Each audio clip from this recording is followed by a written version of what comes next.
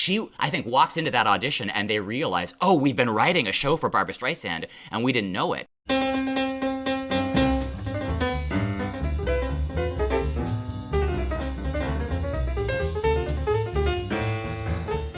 This is the Gospel of Musical Theater, a priestly look at some of your favorite musicals, with your hosts, Cathedral Deans and Musical Theater Queens, Nathan LaRude and Peter Elliott. This is the Gospel of Musical Theater. I'm Peter Elliott, and my friend Nathan LaRude is on the other end of a Zoom screen here. Hey, how are you? Well, I've been down a funny girl rabbit hole. You too, huh? Oh my God. Listening to it, reading about it, thinking about it, remembering seeing it, thinking about Streisand's experience. So, yeah, this is the continuation, obviously, of our Streisand season. And what a way to begin. What a way to begin. I had forgotten that, they signed her for this show on Broadway when she was like 18, 19, 20. She does the film when she's 25. She's 25 years old in that film. Oh my gosh, yeah, I had forgotten just how young she is and how incredibly talented. Right out of the gate, this creature is. It's astounding. Yeah.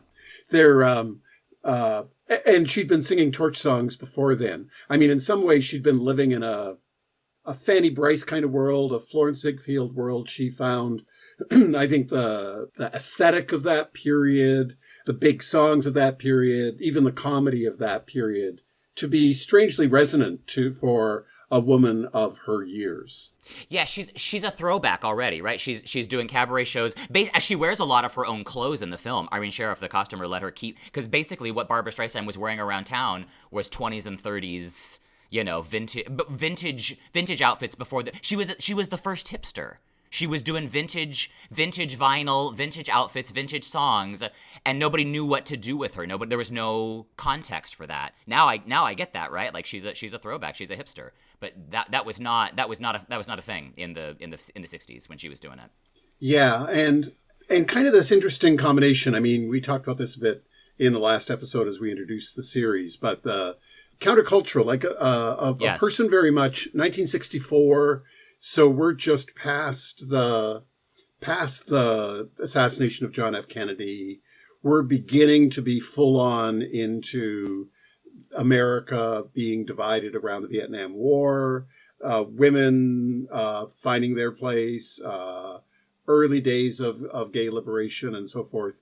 And she strangely, I think, Streisand is both part of the emerging zeitgeist and also with one foot firmly planted in a previous era.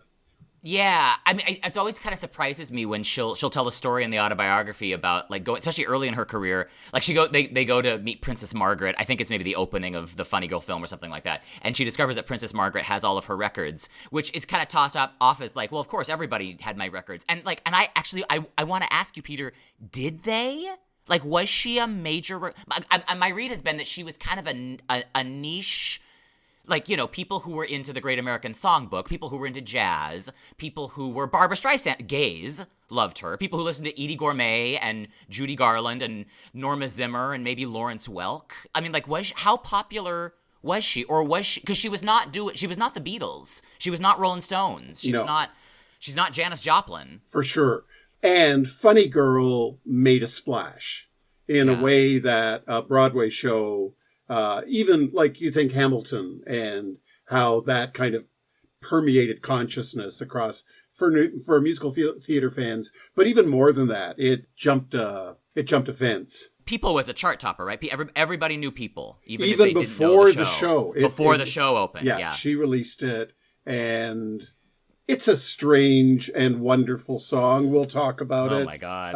We'll talk about it. We'll talk about it, and. My impression was we knew who Streisand was. Who's Fanny Brice, right? Like that was not necessarily a name that people knew. That's interesting. And the Ziegfeld era was really eclipsed by television, by movies, by all that stuff. There were some memories of it. Maybe my parents knew about Fanny Brice, but I don't think so. she wasn't. I mean, they knew about other stars of the period. So Funny Girl not only brought Streisand, it brought Fanny Brice to the fore of consciousness in my memory. And you've seen it live. You've seen the stage production, which is significantly different in some ways from the film. Yeah, I've seen it. It's a long time ago. A local theater production where the Fanny Brice was between audition and the run of the show, pregnant and increasingly so, and she was good. So just gets bigger and bigger as the run continues. It was an amateur local theater production shortly after rights were released, after we did Oliver. Like a lot of those shows, it had she was strong, she was good, she was funny, she was physical as you can be at 6 months pregnant anyway, which was pretty amazingly physical for her. The supporting cast, not so much. And the supporting cast actually are caricatures in a lot of ways. It really is a one-woman show. Kind of in the same way, I think, that Gypsy, it belongs to Mama Rose. Yeah, you have to have everybody else, and the stronger the supporting characters are, the stronger Mama Rose will be. But Funny Girl, my memory of it, then I saw it in summer stock, Gunquit, Maine, probably about 66 or so. Both productions forgettable for me. They're not seared in my memory like some productions are. The film is seared in my memory as being. We saw it and these films you won't remember, but some of the rest of us do. When released, as I recall, had an intermission. Sound of Music had an intermission. Sure. It was much more of a theatrical kind of experience. You got reserved seats. There was an intermission. People like dress up, and it was more like going to the theater. Yeah. And the screen was big, and she was fabulous. And I think it's a better movie than it is a stage play. Yeah, that's my sense too. William Wyler, who directed the film, had never done a musical. He's legend of the Hollywood, sort of 20s, 30s. Worked with all of the greats. Apparently, at least when she wrote in her autobiography, directed more actors who won Oscars than anybody before or since. He was the Oscar-winning performance director. When she found out she could get him, she jumped at it. But he's not a musical theater guy. In fact, all the musical sequences were staged by the choreographer, Herbert Rost. My sense is William Wyler turns what's kind of a subpar musical into a good film with music. It's a good film, but structurally, it's not a musical in the way that the traditional kind of Broadway musicals of the 40s and 50s were being structured. I mean, if nothing, it ends with a divorce, essentially. Right. Nick Arnstein Fanny, and one of the things I know we want to talk about is like, what is this love relationship at the center of the story? It's not actually a relationship that I particularly want to root for. Nick and Fanny are bad for each other. I mean, they say that the show is not. Is pretty clear-eyed about that. But that's a weird relationship to build a Broadway arc on. Yeah. There's not a satisfying love story in this thing. Well, and Ray Stark, producer of it, the owner of the rights for it, the actual Fanny Brice's son-in-law. Is Fanny Brice's son-in-law. That's what I was going to say. Yeah, exactly. Yeah. And so in some ways, is this a family vanity project? Yeah, it feels very family vanity to me. To elevate the legacy of Fanny Brice as... But if that's its intention, it doesn't do a very good job at that. I mean, I do end up in the film, thinking about when I first saw it, feeling for Fanny. But feeling more for her like a tragic figure rather than a wronged woman. Yeah. No, I agree. She is a compelling character, and some of that is Barbra Streisand, right? Like, I mean, my sense is certainly by the time she's filming the film, the character of Fanny Brice and the persona of Barbra Streisand have pretty well melded. She even talks about this. Isabel, I can't remember the last name of the screenwriter who had also written the book, basically said, I wrote by the time I was doing the screenplay, I had Barbra in my, I knew her vocal patterns, I knew how she was, I knew her tics. So I wrote Barbra Streisand, right? Fanny Brice, the way that she shows up in the film anyway, is basically Barbra Streisand. with some particularities. And she does the Fanny Brice shtick. You get to see, the kind of moments where she tries to. Although you never see her do any of Fanny Brice's famous characters, right? Like she never does Baby Schnooks. She she does a couple of Fanny's songs, and you get a little bit of a sense of the kind of the Borscht Belt shtick that Fanny Brice did, because that's a little bit of Barbara's shtick too, right? The girl from Brooklyn who does the. You get a little bit of the sense of the shtick, but basically she's doing Barbra Streisand. That's my sense of why that role works. They give her a lot of room to be Barbra, and she takes it to the bank. She sure does, and it's. This is a quote from Pauline Kael, but it's about Funny Lady, the sequel. But I think it's. I love the quote because I think it sums up Barbra. Streisand is in beautiful voice, as she was in Funny Girl. And her singing is terrific. Too terrific. It's no longer singing, it's something else. That strident over-dramatization that turns a song into a big number. And I'm thinking of her first song in Funny Girl. I'm the Greatest Star. I'm the Greatest Star. And what a song. And she turns it into, last night, the earworm in my head was stick around for the jokes, right? They'll bend in half. Did you ever hear the story about the traveling salesman? 1,000 jokes, stick around for the jokes. 1,000 faces, I reiterate. When you're gifted, then you're gifted. She delivers that pitch perfectly, right? It's absolutely the timing of it. It's quick, and it establishes. If you got to have a great opening number, I know it's not the first, but it's her first big song. No, but structurally, it's her "I Want" song, right? That is Fanny's "I Want" song. And that's 6 expressions more than all them paramours put together. Instead of just kicking me, why don't they give me a lift?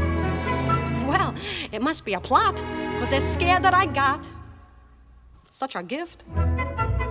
Well, I'm miffed, 'cause I'm the greatest star. I am by far, but no one knows it. Wait, they're gonna hear a voice, a silver flute. They'll cheer each toot. Hey, that kid is terrific. When I expose it. Now can't you see to look at me that I'm a natural Camille? As Camille, I just feel I've so much to offer. Hey, listen, kid, I know I'd be divine because I'm a natural cougher. Some ain't got it, not a lump. I'm a great big clump of talent. Laugh. They'll bend in half. Did you ever hear the story about the traveling salesman? 1,000 jokes, stick around for the jokes. 1,000 faces, I reiterate. When you're gifted, then you're gifted. These are facts. I got no extra. Hey, what are you, blind? In all of the world so far, I'm the greatest star. Yeah, it is. I guess what she wants is for the world to see what she knows herself to be, right? Like, basically, if there's a wish here, it's I want everybody to see this, right? I want to be famous. That's really her. That's what she wants. She wants success. But she wants. I think it's deeper than that. I think she wants to be seen, right? This is a woman with a performer certainly, but also a person with so much pent up inside of her. The way that she's kind of. I think the opening number of the show is "If a Girl Isn't Pretty," right? It sort of sets up what I think is supposed to be sort of the existential crisis of this thing, which is that everybody around Fanny has told her, you're a funny girl, you're a comic, you're never going to be pretty, you're never going to get the guy. The best you can hope for is good character bits. And yet she knows that she's the greatest star. Like, she can do anything. And when Streisand sings it, she sells me on it, right? Like, I think, Fanny Brice is never going to get cast as Camille. That's, she thinks she's a natural cougher in the song, which I think is, which I think is designed as a bit. Streisand could probably actually do Camille, right? Like, I think that, like, I would buy her as My Lady of the Camellias or, La Traviata or something like that. Like, she can do the heroine. She can also do Fanny Brice. You really get a sense of the range of the performer. It is a tour de force number. It's a great I Want song in that sense, because you get a sense of what's driving this person, which is not just artistic success. She wants to be seen. And I think then it sets up well then what happens when Nicky Arnstein walks into her life and sees her in a particular way. I think not necessarily in a way that is, I mean, he doesn't actually see her any better than anybody else does, but she loves the way that she feels, right? She feels beautiful when he looks at her. And I think she finds something so enticing in the way that for Nicky Arnstein, she is the greatest star, and she knows it. And to have that power over a beautiful man is something that she's never experienced before. I mean, it does help us understand who this person is in a really effective way. I'm the greatest star. Like, is this kind of an ego trip? Is this Streisand blowing her own horn? Is this, as the preacher in the First Testament wisdom book, Ecclesiastes, says, vanity of vanities, says the preacher, all is vanity. Is this about vanity? Or is this about the ego strength that is needed by anybody in the performing arts or even, clergy to present to the world a figure, a persona? I am by far, but no one knows it. Like already sort of growing in her, inculcating in her. Yeah, it's a great question, isn't it? I mean, there's a piece of me that wants to say, I mean, you know as well as I do that the English word vanity is probably not a good way to translate what Koheleth is saying in Ecclesiastes. Something more like ephemerality, I think, is what Ecclesiastes is talking about. Everything is ephemeral, not so much everything is a product of the ego. Although I suppose, I mean, one could maybe make that case. I mean, you're wondering if I'm the greatest star is a sign that this woman is a little bit too obsessed with her own talents. And I think to your point, asking that question about an artist and asking that question about Barbra Streisand, who is very aware of her own power, also has a lot of anxiety around that, but knows she's got something, right? That is powerful. I mean, one way we could, she has been gifted by God with a very particular with an instrument.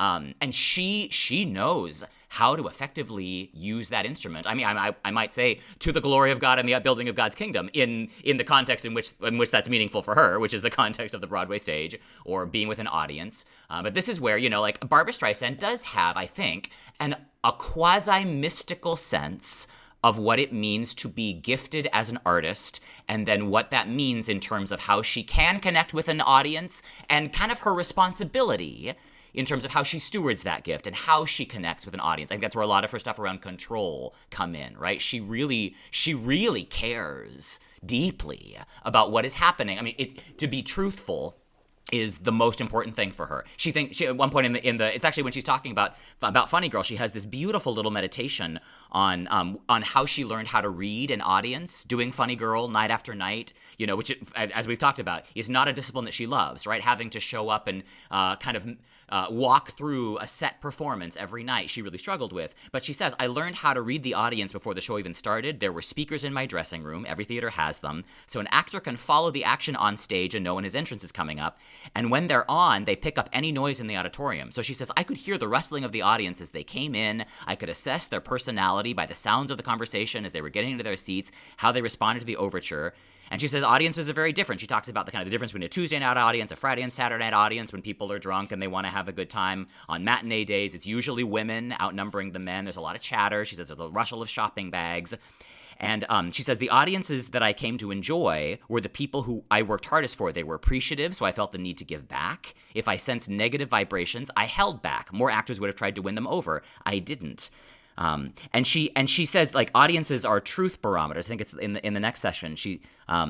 Audiences know the difference between a real moment and something that's being manufactured. She says there's no point in trying to fake it. There are actors who can. I don't know how. An audience can tell the difference. They just do. I've always had great admiration for an audience. Individually, they may not be the smartest person in the room, but collectively, they are brilliant. I used to say they were like a barometer measuring the truth.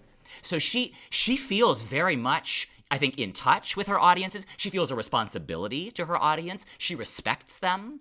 If they are coming on board like open and willing to go with her, she can work with them. If they're closed off to her, she's not gonna, right? Like she dusts her feet off and moves on to a new town. I mean, she is almost a disciple in that sense.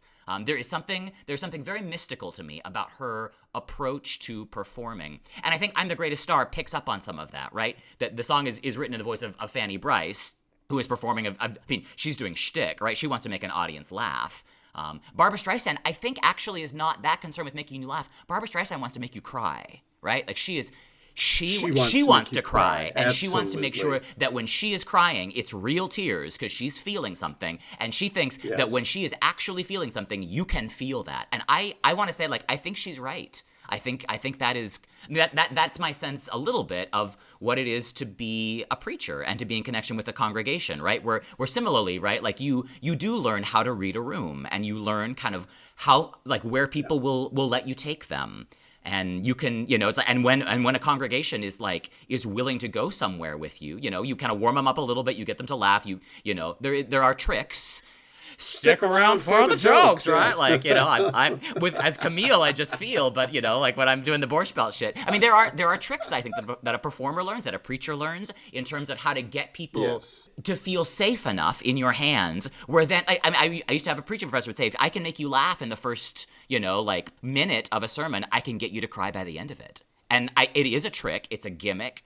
But I think it's in service to, I think like Barbara says about audiences, congregations can tell when a priest, a pastor, a preacher is not in the moment, right? Kind of trying to promulgate doctrine that they feel that they ought to say. This is the sermon here, right? This is what I think you ought to know. And you can tell when somebody doesn't really believe it, right? When they're just sort of like quoting you the church line as a way of like kind of hiding really behind the doctrine. I think congregations have an unerring sense of what's real and what's not from a preacher.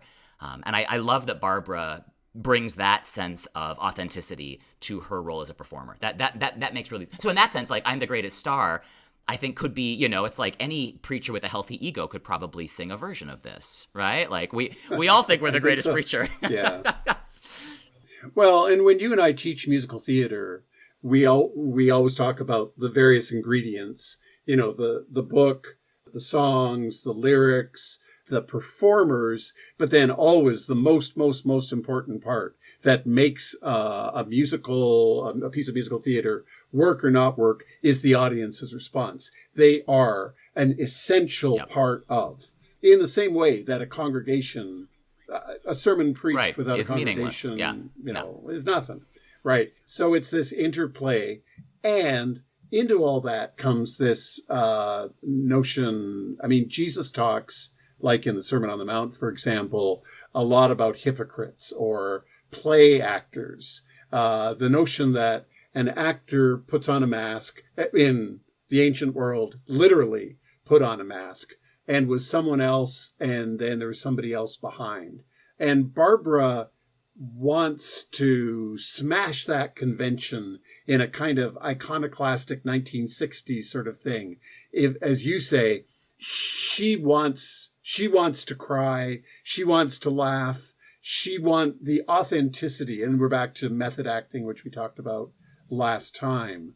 And I think the same thing applies to preaching, which makes You Are Woman, I Am Man, which is a problematic song that we need to talk a bit about the heteronormativity of it. But what made, I think, her run on Broadway so difficult was the actor playing Nicky Arnstein was the son of Charlie Chaplin, Sidney Chaplin, handsome, good-looking dude who wanted to have an affair with Barbara, according to her autobiography. I think they started sleeping together, and then she ended it. Did. And then they didn't.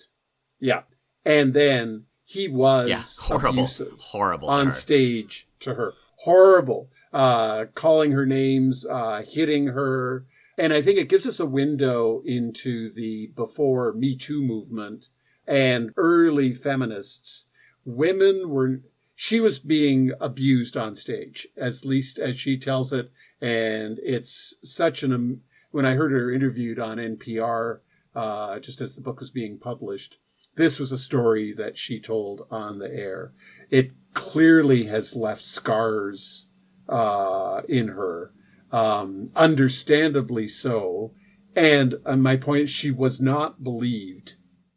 It went all the way to like a court. I mean, a version of a court hearing in front of Actors Equity. I mean, like it was a lawsuit, they were all men apparently, and they all sided with Sidney that he had done nothing wrong. She was she was not believed, so she just had to deal with it. Right. Yeah. So knowing that and hearing her and Sidney Chaplin, sing this song on the recording. And I didn't know this before reading the autobiography, right? It suddenly makes that song kind of creepy. Well, the whole relation, I mean, and Nicky Arnstein's got a couple other, and actually Fanny does too. There is the way that relationship is presented, or at least the words that they give to Fanny Brice. Some of them are songs that the actual Fanny, it's like My Man, right? So that's a song that was written for the actual Fanny Brice. I don't, it's not fair to how much of that is actually based in her relationship to Nicky Arnstein, not necessarily. But the way it's used in the film, it absolutely is, right? That is Fanny's song about Nicky. Absolutely. And there's other material too. The Music That Makes Me Dance is the song that didn't make it into the film. That kind of functions like My Man in the stage show. And it's basically all about like, he's the best thing. I want to lose myself in the eyes of this guy. I mean, and that's kind of You Are Woman, I Am, right? Like Nick's kind of invitation is basically be a part of me, right? Like I will take the lead in this thing. And the way the material is presented, you are to believe that Fanny is intrigued by that. And to a certain degree, I can buy that, right? Like who doesn't, like in the eyes of somebody as different from her as he is, he's so sophisticated, he understands the world in a particular kind. I mean, he represents so much to her in terms of like what she thinks she wants out of life. And his invitation is basically like, let me drive this relationship. He's threatened by her success. He's threatened by her, the fact that she has more money than he does.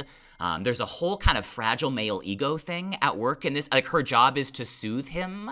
In fact, I think her mother even says to her in the film, right? Like he needs a helper. He needs a wife, Fanny. He doesn't need, I don't what exactly she says, but like, she doesn't need you to fix the problems. He needs you to support him as a wife, right? Like basically sublimate yourself. This is patriarchy. You are woman, I am man. You are smaller, so I can be taller than. You are softer to the touch. It's a feeling I like feeling very much. You are someone I've admired. Still, our friendship leaves something to be desired. Does it take more explanation than this? You are woman, I am man. Let's kiss. This is patriarchy as unvarnished, really, you are woman, I am man. You are smaller, so I can be taller. Oh, God. Yeah, you are softer to the touch, This whole man is hard, woman is soft, man is dominant, woman is submissive. It rehearses all the tropes in the song. And apparently, if I'm remembering the autobiography right, it was originally just his song, and she was going to be there. And then she added in this very clever counterpoint, how many girls become a sinner while waiting for a roast beef would dinner, a convent take a Jewish girl, which is a great line. How many girls become a sinner while waiting for a roast beef dinner? Though most girls slip in ordinary ways, I got style, I do it Bordelaise. Well, at least you think I'm special. You ordered a la carte. It's a feeling I like, feeling very. I feel the feeling down to my toes. Now I feel that there's a fire here. Oh, try that once, a little higher, dear.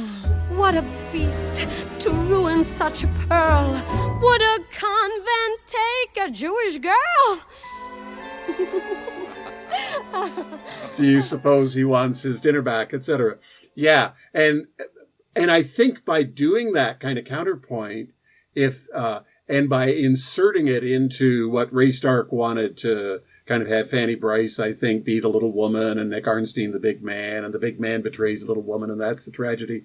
Instead, I think she kind of emerges, Streisand kind of emerges the character of Fanny Brice as much more of a sparring partner, much more of a wanting to be equal, wanting to have her voice heard over this domineering love ballad. In the case of Sidney Chaplin, abusive, totally domineering, abusive dude to a playful relationship, which is much more intriguing and attractive. It's not quite Baby It's Cold Outside. In other words, it's not exactly a song about date rape because we get to hear her part of it. And at one point I think she does say like, oh, a little lower, dear, right? Like he's like licking her ear or something like that. So you do get the sense that she's not in control of the situation, but to a certain degree she is consenting to it, right? She likes it when he licks her ear.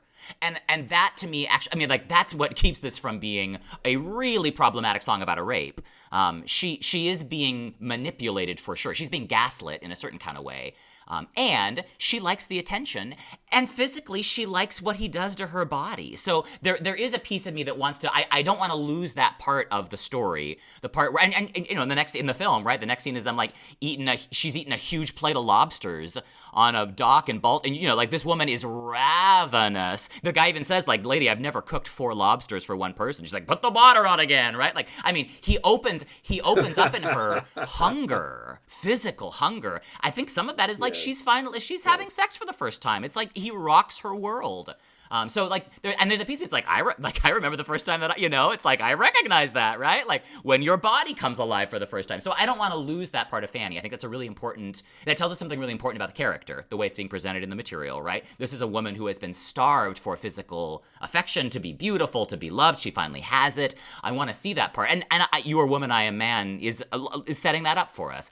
And it also sets up for us all of the ways in which this relationship is doomed from the start. Just the way he treats her, the way he sees her, the way that he thinks he can manipulate her to get what he wants. And then that she'll just kind of go away into a little box and he can go off and have his life, and she'll be there when he gets home this is kind of Henry Higgins and Eliza, right? Like, Where the Devil Are My Slippers. It is basically, to a certain degree, it's like, it's every male-female relationship in musical theater and in the movies with some notable exceptions. The right? Carousel this is a trope we know. On it goes. Even the King and Anna, And one of the interesting things that I think about with Funny Girl is how the character that Streisand played, Fanny Brice, and Barbra Streisand became kind of inseparable for a way. Was she playing herself? Because when you read her autobiography, her upbringing, she wasn't supported to move into the theatrical world. She had a difficult time breaking in because she was doing something different, kind of like Fanny Brice. Her mother was kind of horrible to her. Actually, Fanny's mother is a lot better than the actual Barbra Streisand's mother was, I think. Yeah. And then Streisand's own absolute commitment to authenticity makes me so, Streisand, the actor, didn't have to, but did have an affair with Sidney Chaplin, the Nicky Arnstein character. And then with Omar Sharif, too. He becomes abusive on stage, and with Omar, but then he becomes kind of abusive on stage. It's kind of like art imitating life, imitating art here with her, with this role in particular, which she did over and over again. I think a piece of what drew her to they tried to develop the project. You've done a little bit of rabbit holing down like where the material comes from. Stephen Sondheim was going to do it with Jule Styne. They originally were optioning Mary Martin. I think Mary Martin was the first person to say, you got to have a Jewish girl for this. They kept hearing this over and over. They were going to do it with Carol Burnett. She said the same thing. You need a Jewish girl for Fanny Brice. I'm not doing it. There was another, Anne Bancroft. They developed a lot of material with Anne Bancroft. And then apparently Jule Styne played her the music, and she's like, "Yeah, no, I'm not singing those songs." You imagine what is the Funny Girl That Never Was with Stephen Sondheim lyrics as a vehicle for Anne Bancroft? I mean, what an interesting way to think about this thing. But over and over, they keep hearing, you need a Jewish girl to do this. So they come to, Julie knows Barbra Streisand. They talk with her about it. And I think what drew her to the part initially was thinking about all the ways in which she and Fanny Brice are similar, right? They're both Jewish girls from Brooklyn. They're both not classically good looking, right? Like she even talks about, right? Like my face is bad for the screen. My eyes are too far sunk in. I've got a weird bump on my nose. I mean, she says, ironically, they had written all of the musical material in Funny Girl about Fanny's nose before I was ever involved in the project, right? Like she I think walks into that audition and they realize, oh, we've been writing a show for Barbra Streisand and we didn't know it. And she says, we had similar taste in clothes, we had similar tastes in colors, we liked the same jewelry. She listened to some interviews, I think, that Fanny Brice had done before the end of her life, and it was her doorway into the character, right? I think she felt like she was hearing her own voice coming back at her. They were both into interior decoration, they were into the same kinds of looks, and she says, we were also into the same kinds of men, dark, good-looking boys with great teeth. That's Barbra Streisand's type. It's also Fanny Brice. I mean, Elliot Gould as this thing is happening, he's like, who has a gambling good teeth and a gambling problem. He basically is Nick Arnstein. I mean, there is a way in which this Funny Girl becomes so prophetic in terms of what she is dealing with and then is going to be dealing with as a strong woman with a lot of power who is attracted to men who don't really know what to do with a woman who is more successful, makes more money, and is frankly more talented than they are.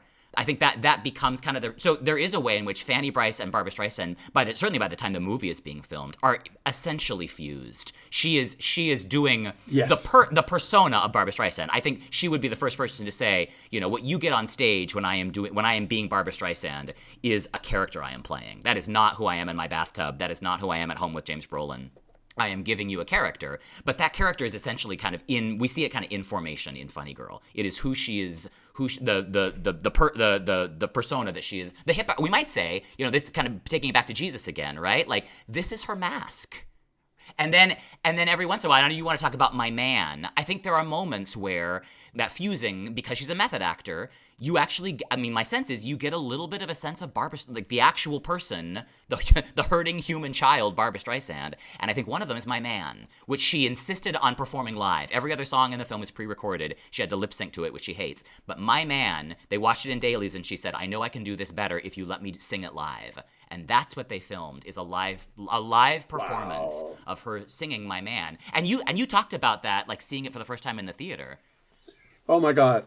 It was, I remember actually, the thing I remember about it, it's a brilliant performance. I just watched it again this morning and compared it against Fanny Brice's rendition. And, back to Pauline Kael, her singing is terrific. It's no longer singing, it's something else. It's an over-dramatization that turns a song into a big number. My Man, when Fanny Brice sings it, doesn't feel like a big number. It's a sad number. She brings some drama to it, but she's a comedic actress. But I love him. I don't know why I should. He isn't good. He isn't true. He beats me too. What can I do? Oh, my man, I love him so. He'll never know. All my life is just as fair, but I don't care. When he takes me in his arms, the world is bright, all right. And what's the difference if I say I'll go away when I know I'll come back on my knees someday? For whatever my man is, I am his.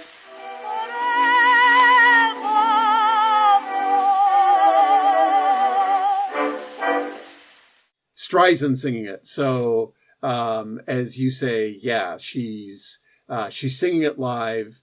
She's in a black dress on a black background. You've just witnessed this trajectory of a relationship where she is hurt. Her world has come apart. And, those of us who have loved and lost know the grief that comes when a hoped-for relationship comes to an end. inconsolable would be a word, for a period of, it's grief. It's deep grief. And she channels all of that into My Man at the end. I think Liza Minnelli's Cabaret at the end of the movie Cabaret, she does a similar thing. But Streisand emotes. It's a shorter song. She doesn't sing the verse. She kind of goes right into the chorus. My memory is her image filled on the big screen, tears streaming down her face. And back to your point, she wants the audience to cry. I wept as a kid. Oh, my man, I love him so. He'll never know. All my life is just despair. But I don't care. When he takes me in his arms, the world is bright. All right. What's the difference if I say I'll go away when I know I'll come back on my knees someday? For whatever my man is, I am his forevermore. And it touched and moved me. I remember we were in Portsmouth, New Hampshire, driving back up to Wells, Maine, where we were vacationing, and looking out the back window and seeing the stars in the sky, and just in that kind of way that sometimes you have when a performance has so touched you that it's still with you. I was still in the emotional grip of that performance. Yeah. I was in the afterglow of it, feeling, what was I, 12, 13, something like that. Feeling feelings I didn't even know what those feelings were. I mean, I feel like that to me is, like, that's the doorway into certainly why she is such a queer icon. A 12-year-old gay boy watching that performance on screen, and my sense is feeling seen in a certain kind of way. Yeah. Even though the language of it, now listening to it. Yeah, it's a kind of disgusting song. All my life is just despair, but I don't care. When he takes me in his arms, Again, we're back to heteronormativity and the myth of romantic love. I think the dangerous myth of romantic love, the idea that there is one person out there for you and your soul connects with them, and what you and I have probably witnessed at countless weddings that we have done with young couples who are in the blush of falling in love, the bubble that you're in, that does not sustain. It's why you should never let couples write their own vows, because what they're gonna try to vow is like, sweetheart, God, you don't want to say that. You don't want to say that. Do that. No. Stick with the church's vows. They're much more responsible. Oof. And a couple who said to me, "Why do we have to say 'till death do us part'? We want to be together after death." And I said, "No, do you really? No, you don't. Think about that. Really? You might want to think about that." But she is. My man. The lyric is all in that romantic, the myth of romantic love, which isn't to say that. I believe in love. I believe in lifelong, long-term partnerships, all of that stuff. Don't misunderstand me. But I think there was a dangerous myth there. Yeah. Well, the song is basically, I know he's bad for me and I don't care. When he takes me in his arms, you're right? Like, what's the difference if I say I'll go away when I know I'm coming back someday? For whatever my man is, I am his. Right? Like, so it's basically, what's the use of wondering if he's good or if he's bad? I was just going to say. It's Julie Jordan, yes. He's my fella, and I love him. That's all there is to that. Common sense may tell you, yeah. And at one level, it's like, at one level, I'm like, oh, gross. Like, again, really? And at another level, kind of like you being 12 years old in the back, right? Like, it is. I recognize that, right? I recognize it in myself. I recognize it in the people around me. I think mostly kind of women are taught that kind of script, right? That this is what you should be looking at. And if he's, nothing's perfect, so don't expect him to be perfect. Like, massage his ego, make him feel like a big guy, keep him around, because having him is better than not having him. And if there is a triumphant story in Funny Girl, and actually I think maybe the stage show does this a little bit, because the stage show ends with her singing "Don't Rain on My Parade" to her mirror, and it's a kind of, it's slightly updated lyrics where it's like, okay, here we go. I'm gonna walk back into life again. I want to live and live now. I want to live again. Yeah. And at one level, it's like, wait, is this her song of resolve that she's gonna fight to get him back? Or, and this is actually, I think, what Funny Lady picks. The only thing that I like about Funny Lady is it tells us a story about Fanny Brice finally saying to Nick Arnstein, no, I'm over you. You were never that great for me to begin with, or maybe you were, whatever. I was complicit in that, but I don't need you anymore. I have found out who I actually am. And I actually, that's, if there's a death and resurrection story, if there's a gospel story in this thing, that's the story I want to hear in Fanny Brice, where she's not, pining for her man and doesn't care how badly he treats her because she knows, like an abused dog, she's going to go back and lick up his vomit again. I want a story about somebody who's like, nope, I'm worth something. I am enough. If Billy Rose comes into my life and we can figure out a great partnership, great. That's sort of the story that Funny Lady tells, her marriage to the great Billy Rose, which was not, she said, I fell in love with Nick Arnstein. I fell in like with with Billy Rose, right? So it's not the grand passion of youth. It's much more adult in a certain kind of way. It's a negotiated relationship. I think that's actually, as somebody who's in my mid-40s, that's a story I'm very interested in hearing right now. Thank you very much. Yes. But yeah, that to me is, and I think, in the way that, in the person of Barbra Streisand, I can catch echoes of that other story in the way that she does My Man, right? At the end of the thing, it is kind of a moment of triumph, right? When she's got her hands out, it's dark triumph, it's heartbreaking triumph, but it is not a moment of defeat. Right. And that's right. because of the way that Barbra Streisand plays that moment. It's because she's Barbra Streisand playing the great Fanny Brice, and right? Nobody's gonna try to fucking rain on that parade, right? That parade is gonna go forward no matter what. Well, I think it's William Wyler's brilliance in the way that he shot that and in letting the film kind of end with Streisand filling the screen, filling our hearts.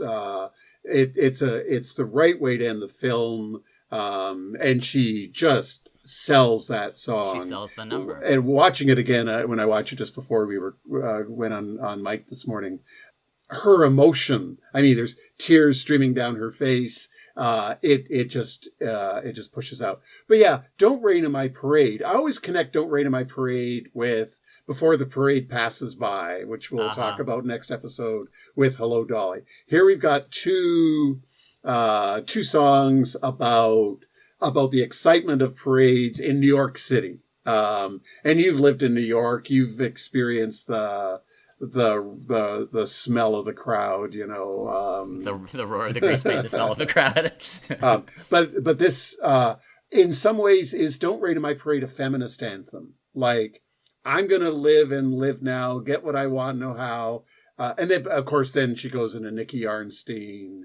It seems to be all about that, but it's about more than that, is it? I don't know. It is about more than that. Yes, it's the Act 1 closer number, so I structurally I need it to be about more than that. Yeah, at the surface, it's like, I'm gonna go chase after my man, basically at the expense of my career. Everybody's telling me not to do this. I probably just lost my job with Florian Ziegfeld, but I'm gonna, I care enough about this. So at one level, what a dumb choice, girl, because it's not gonna. But whatever. I think you're right. I think it is nobody gets, because underneath it, it's nobody gets to tell me what's right for me, right? I will be the one to decide. I may fuck this up, and that's what she said, right? I got one shot, and if at least I didn't fake it. And hand me my hat, sir. Guess I didn't make it. So she does kind of set up for you. I'm gonna shoot really high. I will probably fail, but I will not fake it.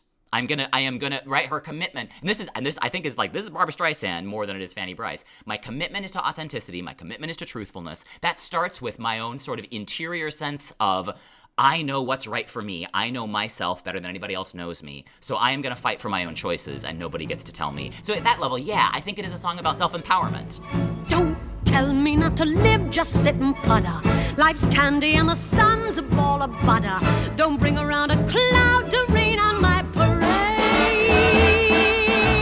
Don't tell me not to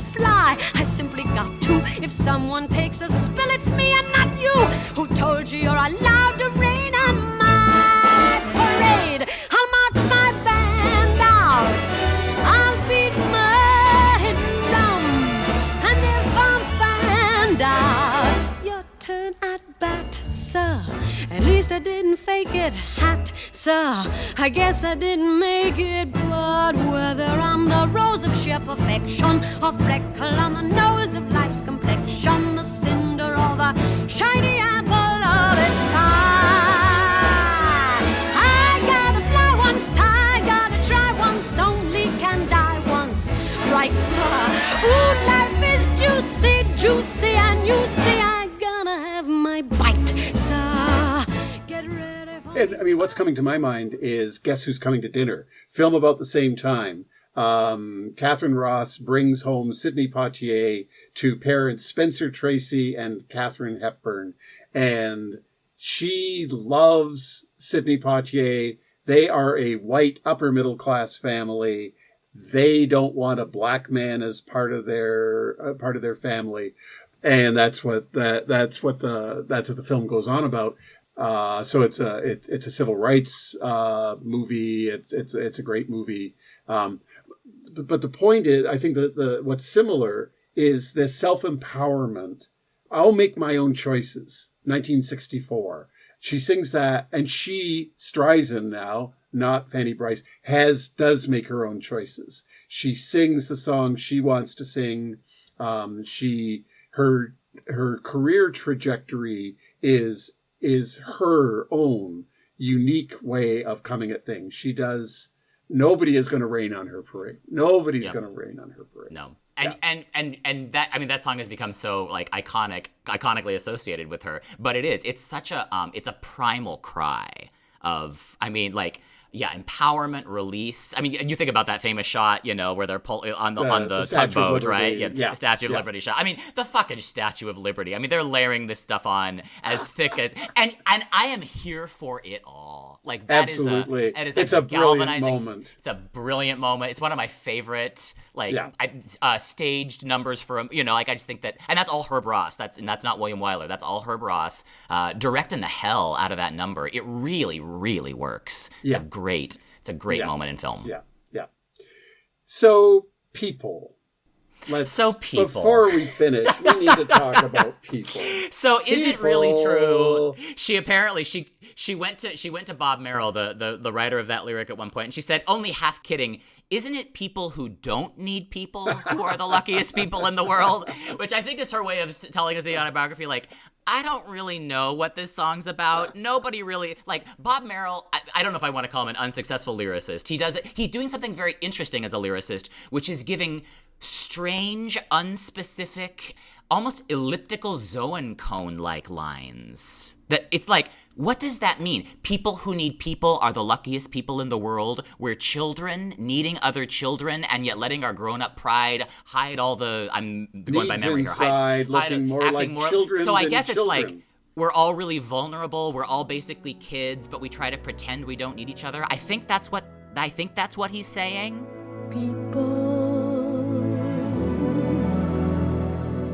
People who need people are the luckiest people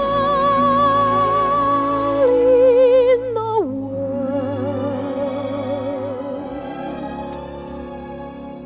We're children needing other children, and yet letting our grown-up pride hide all the need inside, acting more like children than children.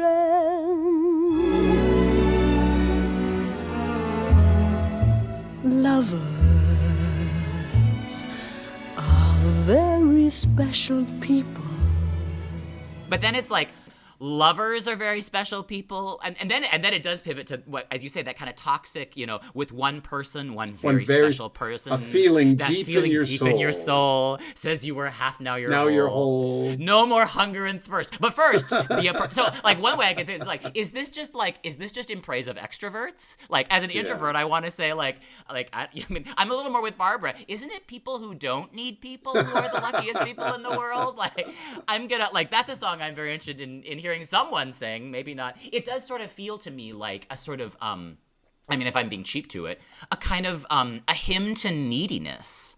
And I don't know that I like that, frankly. I like the song. I mean, it's a great song. It almost was cut from the show. She recorded it before. It shot to the top of the charts.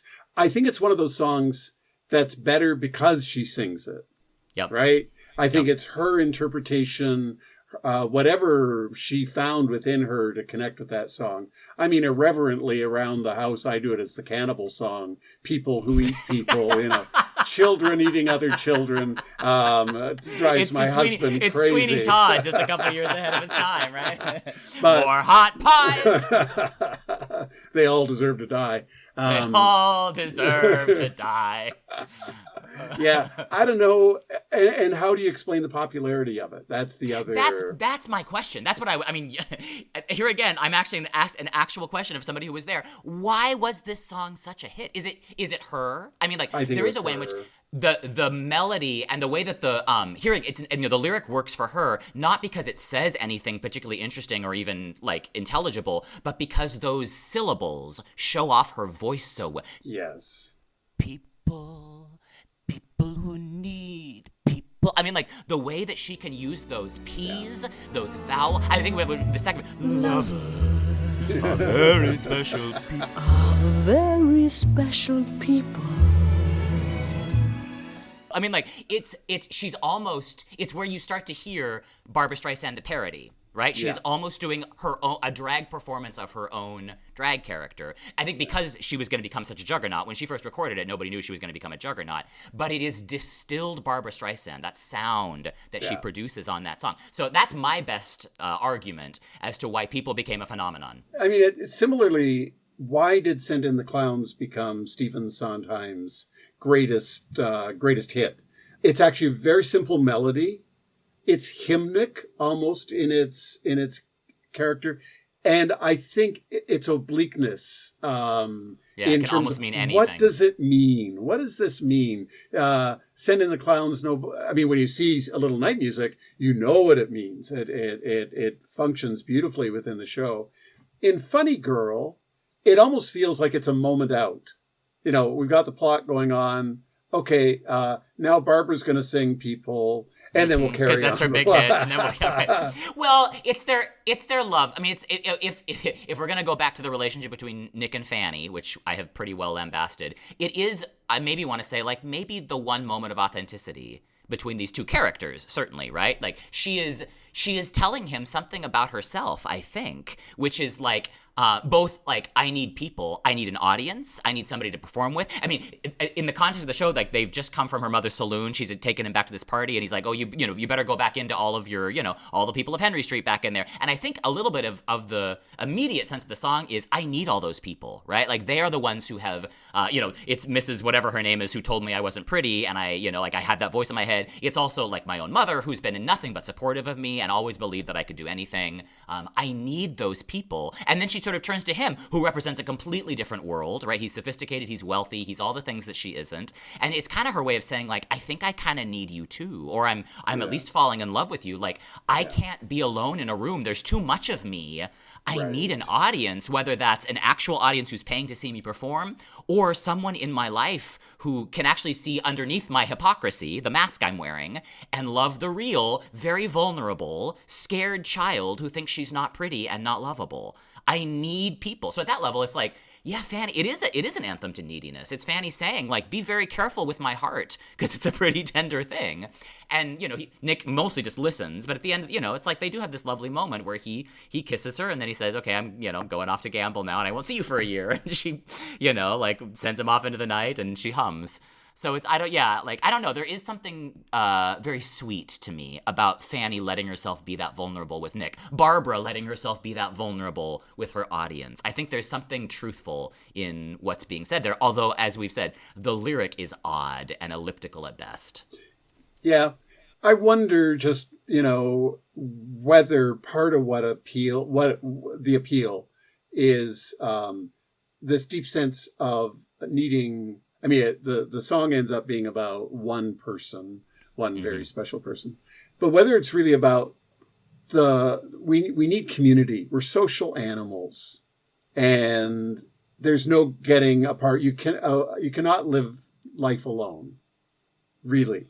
Not in terms of partnership, but in terms of we are, I mean, it's Ubuntu, as Desmond Tutu would talk about. Right. I am because you are.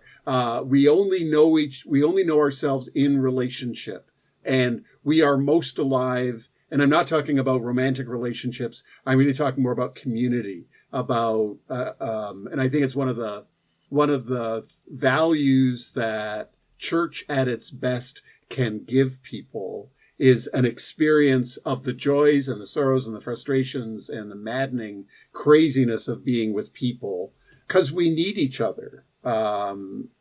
We are not, and I'm not talking about introversion, extroversion. I'm not talking about partnered, not partnered. I'm talking about, I guess, in theological terms, the body of Christ, you know? And I don't mean the body of Christ as Christian religion.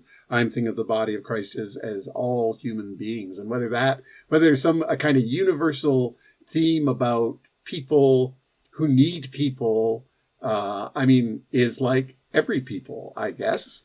Yeah. Yeah. I that makes sense of the kind of the last line to me, right? Like, because the second verse is all about the romantic partnering, right? Lovers are very special people. But she's, no more hunger and first. But first, in other words, before you go looking for romantic love, first be a person who needs people, which actually is kind of, next door to a theological treatise, right? So. Get in touch with the fact that you can't live life on your own. You are by virtue of being a person, a created being, you rely on other created beings. I mean, this is basically Ubuntu, right? Like, embrace that fact, learn to, and then, sure, right? Like, find romantic love where it finds you. Oh, my man, I love him so he'll never know. That sometimes blows up in your face. But the fact that at the end of the show, Fanny Brice is still a person who needs people, right? Yeah. Like, that fact hasn't changed. Well, and connecting that to her autobiography, now that, as you said that, I was thinking, her autobiography is really about her relationships. It's about the people that she's worked with. Well, her relationships and her clothes, but yes. And her but clothes, first, be a person who needs clothes would be another way. Fair There's enough, a drinking game. There's a drinking game to play with this autobiography where every time she says "on pure waist," you take a shot, and you're drunk with. Well, it's 48 hours long. It's a whole weekend it's the lost weekend with Barbara. But yes, no, I think your point is well taken. Relationship after relationship after relationship, whether it's romantic partners, occasional lovers. Directors, artistic collaborators, collaborators. It's really about not so much. I mean, her thoughts are in relationship to people. Yeah. Her thoughts aren't kind of abstract, philosophical wonderings. They're about situations. They're about people. Yeah. She is both the greatest star and she's a person who needs people. And those are two, that's kind of I just think about, as you say, the autobiography in some ways is both of those things, right? What do you do when you know you're the greatest star and to a certain degree, or at least you believe that, like, you're, you can do your own makeup, you should do your own hair, you should wear your own clothes, you should orchestrate your own material, you choose your own material, you should be your own director, light designer, she's a one woman, she wants to do it all. She's a juggernaut. She's a juggernaut, and she is the greatest star. She knows how right? Like, she thinks her choices are better than all of her collaborators, unless they're William Wyler, and, she actually learns to trust them. And, as you say, she really needs people in her life. Yeah. And that's the through line. Yeah. Kind of beautiful in a way. Yeah. Well, yeah. I guess we're the luckiest people in the world, eh? I guess so. Next episode on to Hello, Dolly, I think. Before the parade passes by. Another parade. Until then. The Gospel of Musical Theater is a production of Trinity Episcopal Cathedral in Portland, Oregon. Join Peter and Nathan every other Friday right here in your podcast feed, and connect with us on Instagram and Twitter at gospelofmt. Learn more and support us at trinity-episcopal.org/podcasts. See you next time.